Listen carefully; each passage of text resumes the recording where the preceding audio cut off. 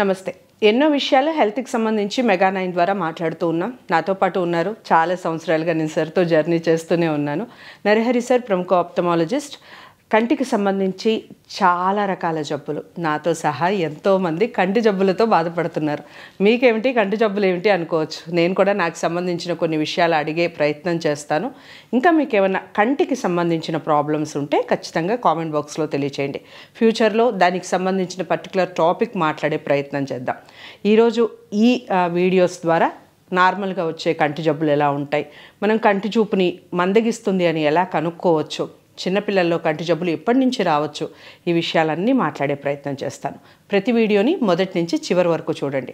Doubts ఏమన్నా ఉంటే ఖచ్చితంగా కామెంట్ బాక్స్లో తెలియజేయండి. నమస్కారం సార్. నమస్కారం. ఫస్ట్ క్వశ్చన్, అసలు కంటి జబ్బులు ఎన్ని రకాలుగా ఉంటాయి, ఎన్ని రకాలుగా మనం చూడొచ్చు కంటి జబ్బులు? కామన్గా కంటి గురించి వచ్చేది అంటే మనం అనుకుంటాం కదా, సర్వేంద్రియానం నయనం ప్రధానం అంటారు. So the main important thing about I is the vision. అంటే విజన్లో డిఫెక్ట్స్ రావడం అనేది దాన్ని రిఫ్రాక్టివ్ ఎర్రర్స్ అంటారు. రిఫ్రాక్టివ్ ఎర్రర్స్ అంటే పర్సన్స్ అన్ని 6/6 అంటే ఒక స్టాండర్డ్ అనమాట. అది ఆ స్టాండర్డ్కు తక్కువ ఉండడం దాన్ని విజన్ డిఫెక్టివ్ విజన్ అంటారు. అది చాలా రకాలుగా ఉంటాయి. That is the commonest problem with the I అనమాట. సో ఈ రిఫ్రాక్టివ్ ఎర్రర్స్ అనేది చాలా కామన్. అంటే కొంతమందికి దూరం కనిపించకపోవడము, కొంతమందికి దగ్గర కనిపించకపోవడము, కొన్ని సంవత్సరాల తర్వాత ప్రెస్బయోపియా అని రావడము, దాన్ని మయోపియా, హైపర్మెట్రోపియా అండ్ ప్రెస్బయోపియా అంటారు.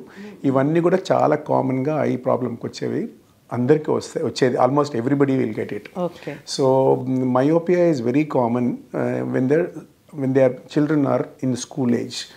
ఆ టైంలో that is the reason the screening of students in the schools are very important to detect the early myopias అనమాట. సో దట్ గుర్తుపడడం కష్టం అవుతుంది. ఫస్ట్ గుర్తుపట్టేది మయోపియాస్ని ఐదర్ మదర్ కానీ లేకపోతే టీచర్ కానీ గుర్తుపడతారు. బోర్డు కనిపించకపోవడము, లేకపోతే చైల్డ్ని ముందు బెంచ్లో ఉన్నప్పుడు పర్ఫార్మెన్స్ బాగుండడము, వెనక్కి బెంచ్కి షిఫ్ట్ చేసేసరికి ఆమె పర్ఫార్మెన్స్ పడిపోవడము, ఇవన్నీ కామన్గా జరిగే థింగ్స్ అనమాట. If a teacher is very smart enough, గుర్తుపడుతుంది ఫస్ట్ బెంచ్ నుంచి లాస్ట్ బెంచ్కి పోయినందుకు తనకు చేయలేకపోతుందని. మదర్ టీవీ చూసేటప్పుడు చాలా దగ్గర లాక్కోవడము, ఇవన్నీ కామన్గా జరిగే మయోపిక్ ప్రాబ్లమ్స్ అనమాట. సో మనకి మిగతా జబ్బుల గురించి పట్టించుకోకుండా ఫస్ట్ కామన్గా జరిగేది మాత్రం ఐ డిఫెక్ట్. దీన్ని రిఫ్రాక్టివ్ ఎర్రర్స్ అంటారు. రైట్. సో మనం ఒక్కొక్క దాని గురించి పర్టికులర్గా మాట్లాడే ప్రయత్నం చేద్దాం. సో ముఖ్యంగా పెద్దవాళ్ళలో సార్ లాంగ్ సైట్ షార్ట్ అని మాట్లాడుకున్నప్పుడు చాలా వరకు 40+ అయినప్పుడు ఖచ్చితంగా షార్ట్ ప్రాబ్లం వస్తుంది అని. అన్ఫార్చునేట్లీ నాకేమిటంటే షార్ట్ ప్రాబ్లం లేదు, లాంగ్ ప్రాబ్లం ఆల్రెడీ గతంలో మనం డిస్కస్ చేస్తున్నాం. సో ఈ లాంగ్ ప్రాబ్లం డేంజర్ అంటారా, షార్ట్ డేంజర్ అంటారా, రెండు ప్రాబ్లమే అంటారా? రెండు అంటే ఏమవుతుందంటే మనము 100% మనుషుల్ని తీసుకుంటే దాంట్లోంచి 30 to 35% of the population are myopic. Myopia near నియర్ సైటెడ్నెస్ అంటారు. అంటే దగ్గర చూపు బాగుంటుంది, దూరం కనిపించదు. అది వెరీ కామన్. మనం దాన్ని మైనస్ గ్లాసెస్ పెట్టి కరెక్ట్ చేస్తూ ఉంటాం. ఇది సామాన్యంగా అట్ ది ఏజ్ ఆఫ్ 3, 4, 5 అంటే చిల్లర పిల్లలకి మొదలయ్యి పెరుగుకుంటూ పోయి అది ultimately it stop around 18 to 19. ఆ పాప కానీ బాబు కానీ 19 years వచ్చే వరకు పెరుగుతూనే ఉంటుంది. There is no way you can stop it.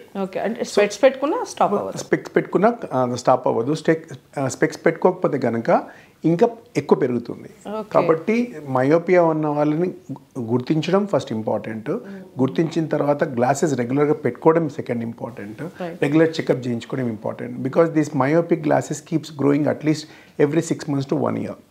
So ఈ ఎవ్రీ 6 months మయోపిక్ పీపుల్ చిల్డ్రన్కి చెక్ చేయించుకోవడం చాలా ముఖ్యం. అదర్వైజ్ వాళ్ళు మళ్ళీ వచ్చేసప్పటికి ఇంకా ఎక్కువ అయిపోతుంది అనమాట myopia. So that is a first common disease. Second hypermetropia అని లక్కీగా చాలా తక్కువ మందికి వస్తుంది. అది యూజువల్గా ఈ చిన్న పిల్లలు కాకుండా మధ్యస్థ అంటే మిడిల్ ఏజ్ పీపుల్కి చాలా కామన్గా వస్తుంది.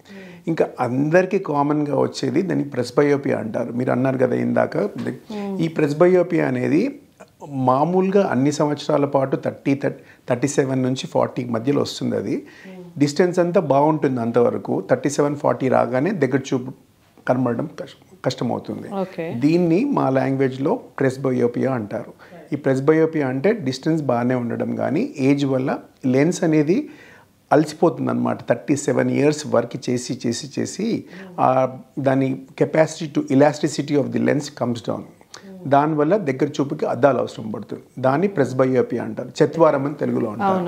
ఈ చత్వారం అనేది 37 నుంచి 40కి మొదలుపెట్టి అలా ఎవ్రీ ఇయర్ పెరుగుతూనే ఉంటుంది. There is no way again you can stop it because the lens is deteriorating or ageing అనమాట. సో ఇమీడియట్గా అంటిల్ 50-55కి వచ్చే వరకు ఆ నంబర్ 1 నుంచి మొదలయ్యి it will go and stop around +3. That is the last number. అప్పటి వరకు ఇంకా దాని తర్వాత మళ్ళీ వచ్చేది 50 దాటిన తర్వాత వచ్చేది క్యాట్రాక్ట్స్. ఓకే. సో బేసికల్గా ఈ రిఫ్రాక్టివ్ ఎర్రర్స్లో myopia is very common in children, hypermetropia in the middle age people, presbyopia is common to everybody, everyone in the age of group of these things. So చాలా మంది అందరు అంటుంటారు మన తాతలు ఎవరు పెట్టుకునే వాళ్ళు కదా, మనకెందుకు ఉంది అని. There are 2 or 3 reasons. మనం వాడుతున్న gadgets are all one of the reasons why myopia is more. Second thing is మన తాత వాళ్ళు చదివేది ఎక్కువ ఉండేది కాదు. సో ప్రెస్బయోపియా దే కుడెంట్ అంటే వాళ్ళు గుర్తుపట్టేవారు కాదనమాట.